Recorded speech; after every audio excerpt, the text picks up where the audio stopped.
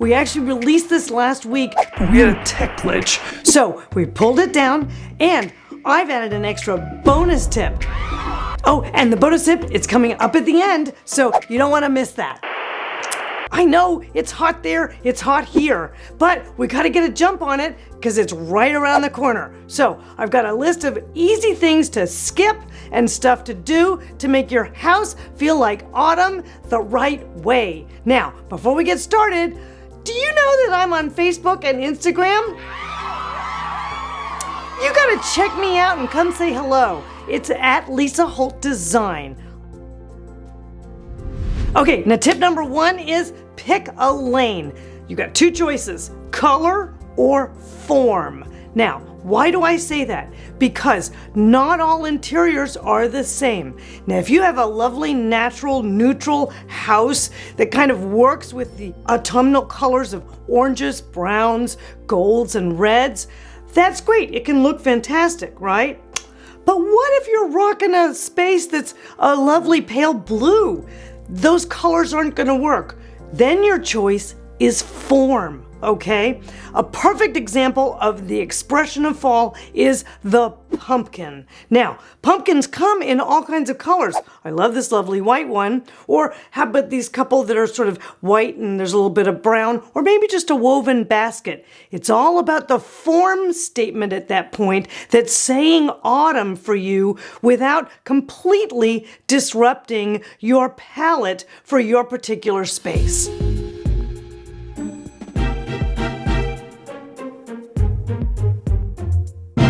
So now tip number 2 is aligning with your existing style statement. Now, we're all used to looking at farmhouse interiors that feel like autumn because that's a natural marriage of appearances, right? Falling leaves, often in the country, farmhouses, it all ties together. But what if you're in an urban townhouse in Manhattan? It's a little tougher of a stretch. So here's your solution. Think about textiles. Here's where you can dig in and make it a super yummy autumn statement by changing out throw pillows, adding in some super yummy throws. I love the addition of these yummy, cozy making textiles, like big chunky throws. There's all kinds of colors options, but it's the texturing and the layering of furry and fuzzy and cozy and comfy and places that you want to cozy up into. That all feels fall-like, but it's using a different technique than just color or form. Just take a look at this combination of pillows. I love how they feel yummy. They're all textural, and just the texture story alone on them actually speaks to a more cozy, you want to kind of stay warm and hunker down and read a book.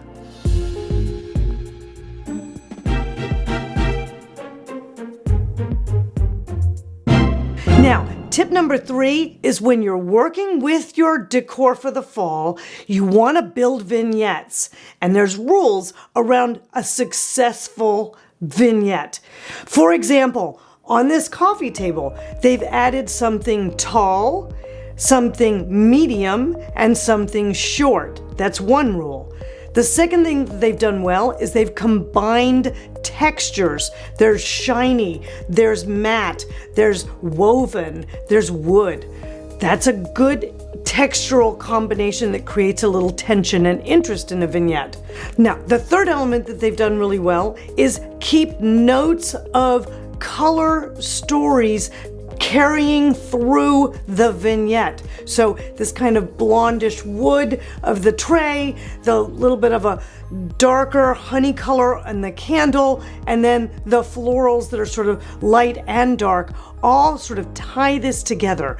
Now, if you're wondering how you can learn more about vignettes and how to create them for your spaces, I have 3 fantastic books and DezignSpace. Here's one on how to style your coffee table. Here's one on how to rock your fireplace mantle. And here's a foolproof shelf selfie. So you want to get some information about how to create vignettes so that your fall decor looks cohesive, pulled together, and like that central focal point that you want everybody to be seeing when they come into your space.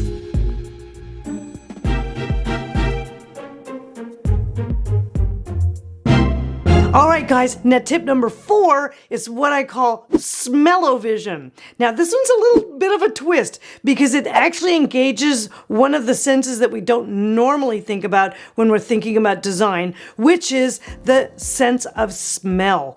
And it's a super important one because smell is one of the strongest trigger senses that we have. Think about what an autumn day smells like when you're in the country, or pumpkin spice latte.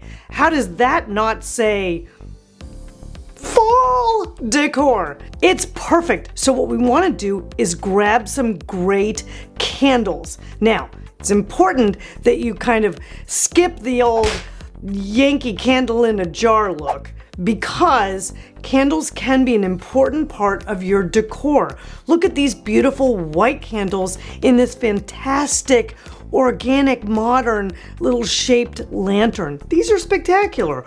Or perhaps you're going to do a candle that just has a glass case that is a perfect color for your palette and feels autumnal. These are great solutions.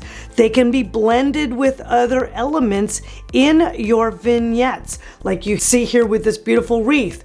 Or you can even get some interesting, nicely smelling candles that have some cool shapes to them as well. So don't discount the power of the smell.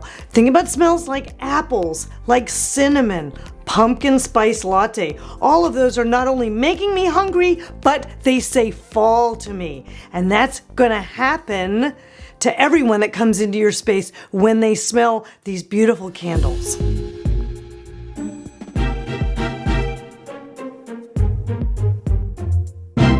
My bonus tip for you for crushing your fall decor is to grab that KISS principle, keeping it super simple.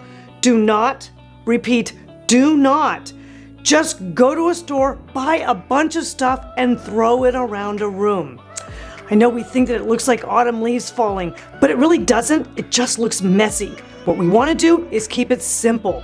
Pick a single focal point, change out some of your textiles, add in some candles, and you're done. You will rock your fall decor for this year.